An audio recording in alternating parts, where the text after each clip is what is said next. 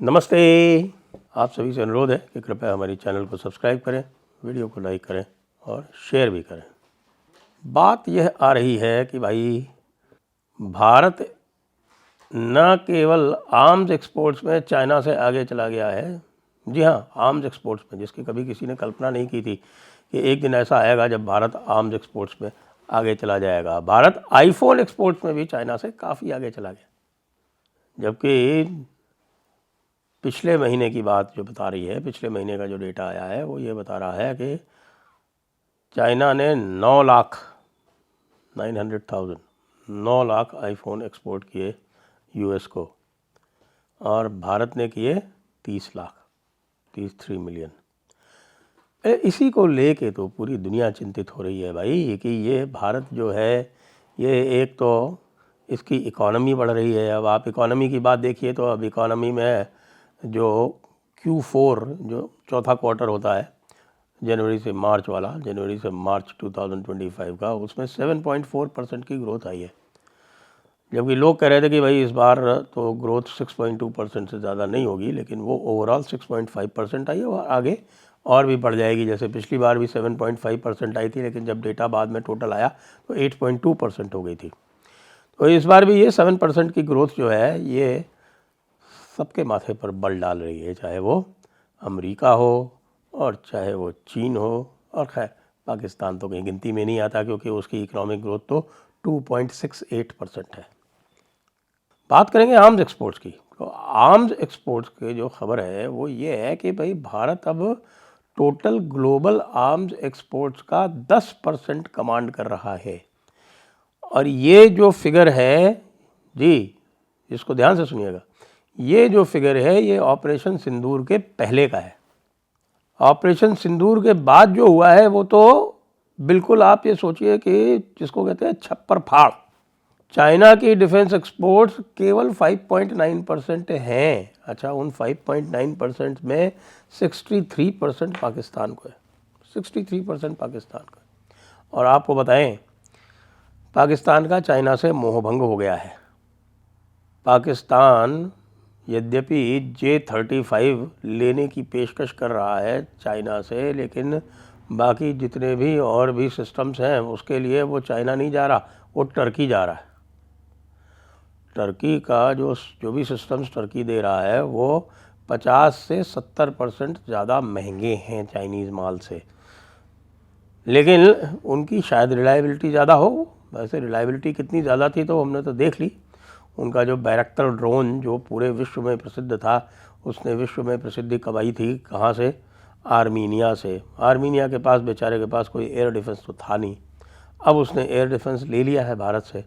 अगली बार आर्मीनिया का बैरक्टर, जब अज़रबैजान का जो बैरक्टर है टर्की वाला, वो जब जाएगा आर्मीनिया में तब पता चलेगा क्या होगा। ये unmanned combat aerial vehicle, combat aerial vehicle वो है जो अपने पावर से जाए और पेलोड डाल के, पेलोड यानी बॉम्ब वगैरह डाल के वापस आ जाए। भारत ने भी यो UCAV बना ली है, यद्यपि हम जो है वो प्रेडेटर ड्रोन भी लेने जा रहे हैं आपके चाइना, अमेरिका से। लेकिन अब प्रेडेटर ड्रोन लेंगे तो अवश्य, लेकिन अमेरिका का कोई भरोसा नहीं है। इसीलिए भारत अब पूरी तरह से आत्मनिर्भरता पर आ गया है। भारत ने डिज़ाइन कर लिया है घातक ड्रोन। घातक ड्रोन के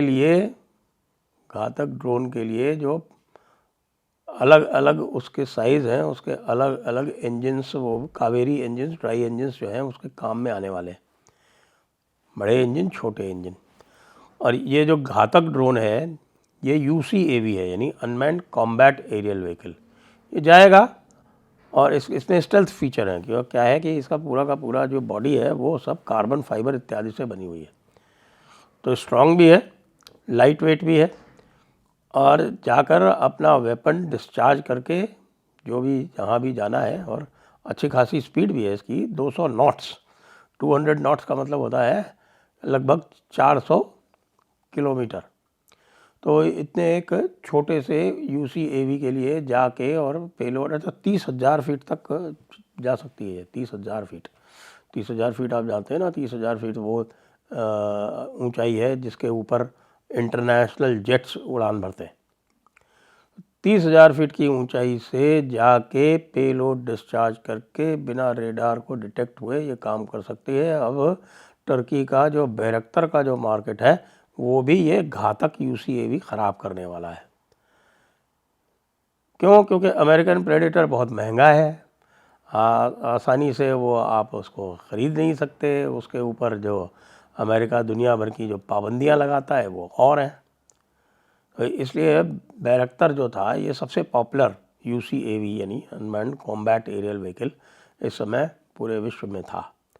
तो चीन का बाज़ार आपने तोड़ा। तो चीन का जो 5.9% है, समाचार ऐसे आ रहे हैं कि जहाँ जहाँ अफ्रीका में या जॉर्डन या अन्य स्थानों पर, कुछ स्थानों पर उसके जो रेडार सिस्टम्स और उसके ड्रोन वगैरह, विंग लूंग जो उसका एक बड़ा प्रसिद्ध ड्रोन है, वो सब जो लोग ले रहे थे उन्होंने ऑर्डर कर दिए हैं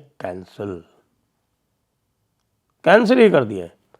अब चाइना जो है उनको धमका रहा है, कह रहा है तुमने कैंसिल कैसे कर दिए, ये तो बाइंडिंग कॉन्ट्रैक्ट है, हमने तुमको लोन दिया हुआ है, तुमको लेने पड़ेंगे। अरे भाई ज़बरदस्ती है क्या? ये तुम्हारा कचरा माल चलता है नहीं, इंडिया ने दिखा दिया कि किसी काम का नहीं है, उसके बाद भी कह रहे हो कि नहीं नहीं साहब हम तो जो है वो आपको बेचेंगे ही, ज़बरदस्ती बेचेंगे। भारत ने और भी कई नए जो वेपन्स बनाए हैं उसमें लोग इंटरेस्ट दिखा रहे हैं। सबसे पॉपुलर भारत का अस्त्र कौन सा है एक्सपोर्ट के लिए? सबसे पॉपुलर जो बिक रहा है, जिसको भारत आसानी से दे भी रहा है, वो है आकाश। अब ये आकाश सरफेस टू एयर मिसाइल है, इसकी रेंज करीब 25 से 30 किलोमीटर है। ये छोटे छोटे देशों के लिए बड़ी उपयुक्त है। जैसे आप ये देखिए आर्मीनिया और अज़रबैजान का जो युद्ध हुआ, तो आर्मीनिया के पास बहुत अच्छे टैंक्स इत्यादि थे, लेकिन ये जो इनके बैरक्तर ड्रोन्स थे इनके कारण उनको पीछे हटना पड़ा। उनके टैंक्स जो हैं वो बड़ी मात्रा में उनका नुकसान हुआ। उनके पास एयर डिफेंस नहीं थी। उन्होंने बड़ी मात्रा में ये ख़रीदा है भारत से। दूसरा जो है वो MR-SAM है, लेकिन MR-SAM चूँकि वो जॉइंट प्रोडक्शन है भारत का और इजराइल का, तो उस पर अभी पूरी तरह से जो एक्सपोर्ट है वो भारत ने खोला नहीं है। लेकिन भारत के जो UAVs हैं, ख़ासतौर से ये सर्वेलेंस वाले, और अब जो ये नए वाले आए हैं, ये जो आपका स्ट्राइकर ड्रोन आया है, कि स्ट्राइकर ड्रोन के अलावा हैरोप तो खैर इजरायली ड्रोन है जो भारत ने, हैरोप जो है वो कामिकाज़े ड्रोन है, लॉइटरिंग म्यूनिशन जिसको बोलते हैं, जो जाता है वो बिल्कुल जाता है ड्रोन की तरह, वेट करता रहता है, और उसका जब वो टारगेट एक्वायर हो जाता है और उसको सिग्नल मिलता है तो जाके उसके ऊपर भिड़ जाता है उससे। एक तरह से सुसाइड ड्रोन है वो, उसको सुसाइड ड्रोन बोलते भी हैं कई जगह पे। ये और भारत की ब्रह्मोस मिसाइल की तो खैर बात ही क्या है। ब्रह्मोस मिसाइल के लिए अब तक 21 देशों से इंक्वायरी आ गई है कि हमको ब्रह्मोस चाहिए। और सुन रहे हैं कि भारत ने, देखिए फिलीपींस को तो डिलीवरी हो गई, फिलीपींस में तो इंटीग्रेशन का काम चल रहा है। फिलीपींस के अलावा इंडोनेशिया से भी बात जो है वो अंतिम स्तर पर चल रही है। इंडोनेशिया के अलावा वियतनाम से भी चल रही है। तो ये जो चीन जो कर रहा था ना कि भाई पाकिस्तान को वेपन सप्लाई करके भारत को घेरने का प्रयास कर रहा था, तो उसके जो वेपन्स थे उसकी असलियत तो पता चल ही गई। अब भारत ने वही काउंटर स्ट्रेटजी शुरू कर दी है कि ठीक है, जिसको भी चीन से ख़तरा हो ब्रह्मोस। उधर आर्मीनिया ने भी ब्रह्मोस के लिए लाइन लगा दी, हमें भी ब्रह्मोस चाहिए। आश्चर्य मत कीजिएगा कि जो बड़े बड़े यूरोपीय देश हैं वो भी लाइन लगा दें, क्योंकि इंक्वायरी फ्रांस से भी आ रही है। फ्रांस को भी ब्रह्मोस चाहिए, और इसी फ्रांस को जो ब्रह्मोस चाहिए, इसी में फिर फ्रांस ने ये तय पाया, ये उन्होंने ये सहमति दी कि उनका जो रफ़ाल है उसके ऊपर इंटीग्रेशन कर दिया जाए ब्रह्मोस का, और जो अस्त्र मिसाइल है हमारी उनका इंटीग्रेशन हो जाए। ये वहीं से क्लियरेंस आई है, और इसीलिए आई है क्योंकि उनको भी ब्रह्मोस चाहिए। वो कह रही है मीटियोर से तो अच्छा है हम ये ब्रह्मोस एनजी लगा लें यार, ये 400 किलोमीटर जाएगी और एयर टू एयर भी काम करेगी, एयर टू एयर ब्रह्मोस भी डेवलपमेंट चालू है, सरफेस टू एयर तो है ही, सॉरी सरफेस टू सरफेस तो है ही, surface to surface, air to surface है। अब एयर टू एयर के लिए हमारे पास अस्त्र है, लेकिन फ्रांस कह रहा है कि नहीं साहब ब्रह्मोस एनजी को तो हम एयर टू एयर चाहते हैं, तो उसके लिए भी बात हो रही है। आप सोचिए कि 900 किलोमीटर जाने वाली जो एक्सटेंडेड रेंज वाली ब्रह्मोस मिसाइल है, वो अगर एयर टू एयर हो जाएगी, मुझे तो लगता है अमेरिकन इंडस्ट्री को भी बंद होना पड़ेगा। चीन की तो बात ही छोड़ दीजिए कि चीन ने मान लिया है, चीन ने मान लिया, अमेरिका ने मान लिया है कि ब्रह्मोस इज अनडिटेक्टेबल। तो भारत अब कॉम्प्रहेंसिव नेशनल पावर में लगातार वृद्धि करता जा रहा है। और जैसा कल हमने जो चर्चा की थी जनरल नारायणन से और जनरल शंकर से, कि यदि यह 5 वर्ष तक इसी प्रकार निर्बाध चलती रही तो फिर न चीन भारत को पकड़ सकता है और न यूएस भारत को पकड़ सकता है। फिर हम पूरी तरह से पूरे विश्व में अपने हिसाब से काम करने के लिए स्वतंत्र हो जाएंगे। जय हिंद, जय भारत, वंदे मातरम।